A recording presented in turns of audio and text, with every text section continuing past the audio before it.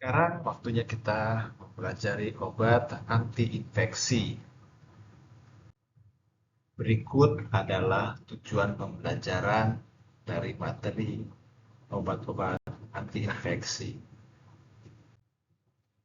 Konsep dasarnya, obat anti-infeksi adalah senyawa atau obat yang digunakan untuk mengatasi infeksi akibat organisme.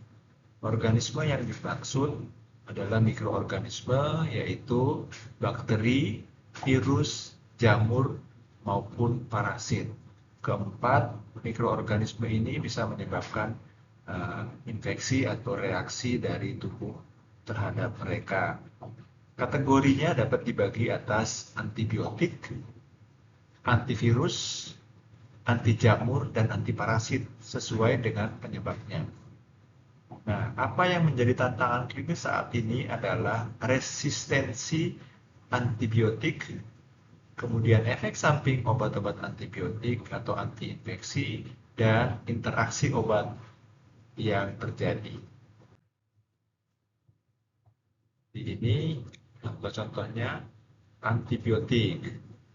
Jadi ini antibiotik, kemudian ada antivirus, ada anti jamur, dan ada anti parasit. Kita lihat satu persatu antibiotik atau obat yang mengatasi infeksi bakteri. Contohnya adalah penisilin, termasuk di dalamnya ada amoxicillin, kemudian ada kelompok cephalosporin, di dalamnya ada ceftriaxone, ada kelompok antibiotik makrolid, yaitu azithromycin. Apa yang antibiotik ini lakukan adalah menghambat pembentukan dinding sel. Jadi pembentukan dinding sel ini akan dihambat atau beta laktam. Ada juga kelompok yang merusak atau membuat sintesis protein, yaitu makrolid, atau menghambat DNA-nya seperti quinolone. Jadi sel bakteri itu kan satu sel ya. Itu bisa dindingnya, bisa sintesis proteinnya, bisa DNA-nya tergantung kelompok obatnya. Beta laktam akan merusak dinding sel, makrolid menghambat sintesis, dan DNA akan dirusak oleh kelompok obat quinolone. Kalau terjadi resistensi, terjadi mutasi, perubahan bakteri. Kenapa bisa terjadi? Karena penggunaan yang tidak tepat. Berikutnya adalah obat antivirus. Contohnya, oseltamivir ini terkenal karena dapat mengatasi influenza. Acyclovir pada infeksi herpes dan ART pada infeksi HIV ya. Nah, mekanismenya menghambat replikasi virus, misalnya inhibisi neuraminidase. Virus itu kan bentuk sel yang tidak lengkap, dia hanya ada RNA saja ya. Kemudian anti jamur. Nah, ini agak lebih sedikit lebih kompleks karena jamur itu bukan satu sel tapi bisa menjadi beberapa sel. Obatnya ada fluconazole ini untuk kandidiasis dari jamur candida. Kemudian amphotericin B untuk infeksi jamur sistemik di seluruh tubuh. Mekanismenya merusak membran sel jamur. Biasanya pengobatan jamur akan lebih sulit dari pengobatan virus ataupun bakteri. Antiparasit. Nah, ini beda lagi. Ini adalah metronidazole untuk amuba. Amuba seperti yang terjadi di manusia, amoebiasis, atau malaria dapat kloroquine. Ya. Nah, sekarang untuk keperawatan. Apa sih yang penting diperhatikan pada orang-orang atau pasien-pasien yang mendapatkan obat-obat anti-infeksi? Yang pertama adalah alergi. Biasanya kita akan tanyakan riwayat alergi antibiotik. Misalkan pernah mendapat penisilin. Nah, kalau sudah pernah, ditanyakan reaksinya seperti apa. Karena tidak selalu yang disebut apa namanya alergi itu adalah alergi. Misalkan dia mendapatkan obat tertentu, dia mual, itu bukan alergi.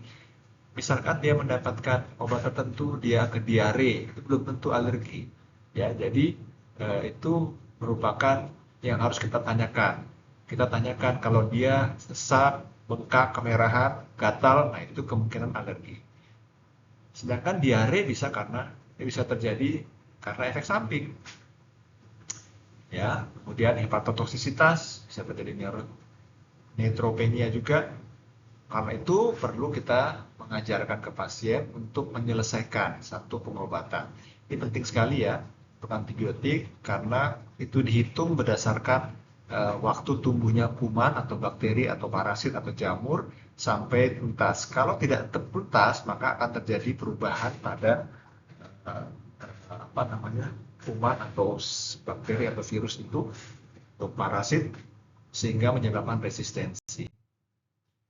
Ini ada beberapa kasus yang kita bisa bahas sama-sama.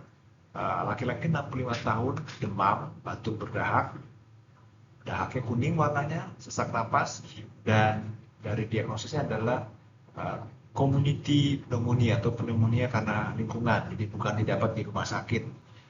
Mendapatkan obat ceftriaxone intravena dan azithromycin oral. Pertanyaannya, kenapa digunakan antibiotik dalam bentuk kombinasi? Apa efek sampingnya? Bagaimana edukasinya? Mudah-mudahan sudah pada membahas. Kalau ada yang bertanya nanti kita bisa diskusikan. Kasus kedua, perempuan 30 tahun dengan HIV. CD4-nya 250, jadi turun. Mendapatkan tenofir, antivirus, dan etricitabin dan evelins. Nah, ini namanya obat-obat anti-retroviral karena retroviral lah si siapa namanya si HIV ini. Apa tujuannya? Bagaimana mencegah sindrom Stevens-Johnson akibat evavirens? Kasus ketiga, ini pasien 50 tahun, punya DM, lalu ada rasa putih di mulut, katanya kandidiasis oral, ada jamur di mulutnya, dan mendapatkan fluconazole. Kenapa pada pasien diabetes rentan kandidiasis? Pembahasan yang penting.